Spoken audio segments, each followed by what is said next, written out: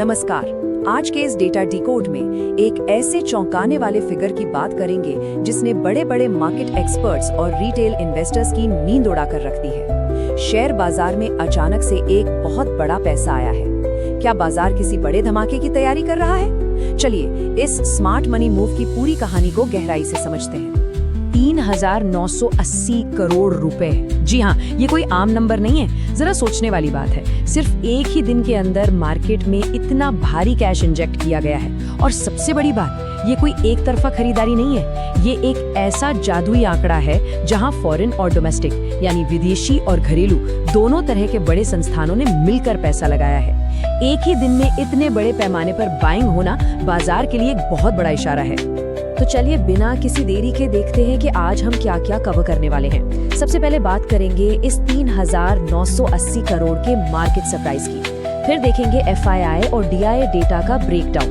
उसके बाद समझेंगे इस अचानक हुई खरीदारी के पीछे के ट्रिगर्स क्या हैं, ये स्मार्ट मनी आखिर जा कहां रही है, और लास्ट में रिटेल इन्वेस्टर्स के लिए कुछ बेहद जरूरी स्ट्रेटेजिक नियम। सेक्शन 1, 3980 करोड़ का मार्केट सरप्राइज, एक दिन में भारी कैश इनफ्लो। सेक्शन 2, FII और DII डेटा ब्रेकडाउन, आखिर किसने क्या खरीदा। अब एक ही दिन में मार्केट के अंदर इतना बड़ा कैश आना दिमाग में सवाल तो खड़े करता ही है कि क्या किसी बड़े ब्रेकआउट की तैयारी चल रही है।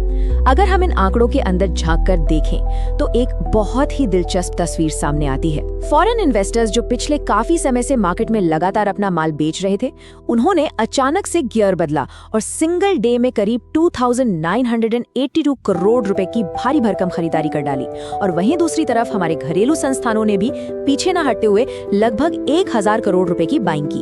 इन दोनों का मिला दें तब जाकर बनता है वो मैसिव 3,980 करोड़ का फिगर।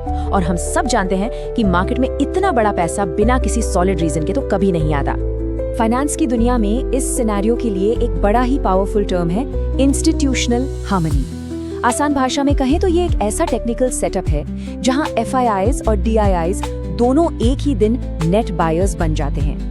इसका सीधा सा मतलब ये है कि चाहे वो ग्लोबल फंड मैनेजर्स हों या डोमेस्टिक, दोनों को मौजूदा मार्केट लेवल्स पर एक ऐसी अंडरलाइंग वैल्यू नजर आ रही है जिसे वो बिल्कुल भी मिस नहीं करना चाहते। सेक्शन 3, अचानक हुई खरीदारी के पीछे के ट्रिगर्स, ग्लोबल और लोकल मार्केट फैक्टर्स। अब मैक्रो इकोनॉमिक लेवल पर ऐसा क्या जादू हुआ कि FIIs का नेगेटिव मोड अचानक से पॉजिटिव हो गया? इसके पीछे मुख्य रूप से 3 बड़े ट्रिगर्स काम कर रहे हैं। पहला है अमेरिकी डॉलर इंडेक्स में नरमी और बॉन्ड यील्ड का स्टेबल होना। जब भी ऐसा होता है तो भारत जैसे इमर्जिंग मार्केट्स बड़े फंड्स को मैग्नेट की तरह अपनी ओर खींचते हैं। दूसरा बड़ा कारण है वैल्यूएशन। हाल ही में मार्केट ने जो कंसोलिडेशन दिखाया, उसके बाद कई top quality large cap stocks बहुत ही अट्रैक्टिव लेवल्स पर आ गए थे। और तीसरा, जिसे हम बिल्कुल इग्नोर नहीं कर सकते, वो है भारतीय इन्वेस्टर्स की जबरदस्त SIP पावर। हर महीने आने वाली इस हजारों करोड़ की लिक्विडिटी ने डोमेस्टिक इंस्टीट्यूशंस को गिरावट पर बेखौफ खरीदारी करने की ताकत दी है। इन तीनों चीजों ने मिलकर इस बाइंग के लिए एकदम परफेक्ट स्टॉर्म क्रिएट कर दिया। सेक्शन 4, स्मार्ट मनी कहां जा रही है, सेक्टर्स की पहचान। तो ये तो समझ आ गया कि पैसा आ रहा है, लेकिन सबसे जरूरी सवाल ये है कि ये 3,980 करोड़ की भारी भरकम रकम आखिर जा कहां रही है। देखिए, जब भी विदेशी निवेशक वापसी करते हैं तो उनकी पहली पसंद होते हैं लार्ज कैप फाइनेंशियल्स और बैंकिंग स्टॉक्स, क्योंकि यही तो हमारी इकोनॉमी के असली पिलर्स हैं जो भरपूर लिक्विडिटी देते हैं। इसके बाद दूसरा सबसे बड़ा चंक जा रहा है इंफ्रास्ट्रक्चर और कैपिटल गुड्स में। सरकार के लगातार हो रहे कैपिटल एक्सपेंडिचर की वजह से यहाँ लॉन्ग टर्म ग्रोथ बहुत क्लियर नजर आ रही है। और हाँ, इसके साथ ही सिलेक्टिव टेक और फार्मा जैसे डिफेंसिव सेक्टर्स में भी पैसा लग रहा है, जो किसी भी ग्लोबल अनिश्चितता के टाइम पर एक बेहतरीन हेज यानी बचाव का काम करते हैं। यहाँ एक बात नोटिस करने वाली है और ये बहुत ही क्रूशियल है। ये जो स्मार्ट मनी है, ये पूरी तरह से उन कंपनियों में जा रही है जिनकी बैलेंस शीट एकदम रॉक सॉलिड है।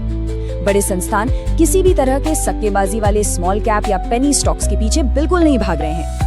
वे बहुत ही स्मार्ट तरीके से सिर्फ और सिर्फ सेफ्टी और सॉलिड फंडामेंटल्स पर दाव लगा रहे हैं। सेक्शन 5, रिटेल इन्वेस्टर्स के लिए स्ट्रेटेजिक नियम, डेटा से सीखने योग्य बातें। जब मार्केट में इतनी बड़ी खरीदारी दिखते हैं तो आम इन्वेस्टर्स के बीच फोमो यानी फियर ऑफ मिसिंग आउट का माहौल बनना बहुत नेचुरल है। लेकिन भावनाओं में बहने के बजाय डेटा से 3 गोल्डन रूल्स निकल कर आते हैं जिन्हें फॉलो करना जरूरी है।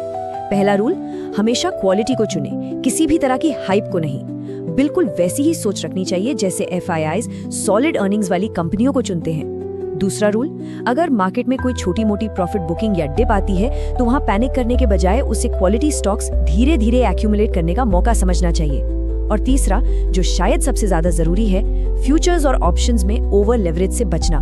सिर्फ बड़े इन्वेस्टर्स का बाइंग डेटा देखकर बिना रिस्क मैनेजमेंट के बड़े बड़े ट्रेड्स लेना काफी खतरनाक साबित हो सकता है।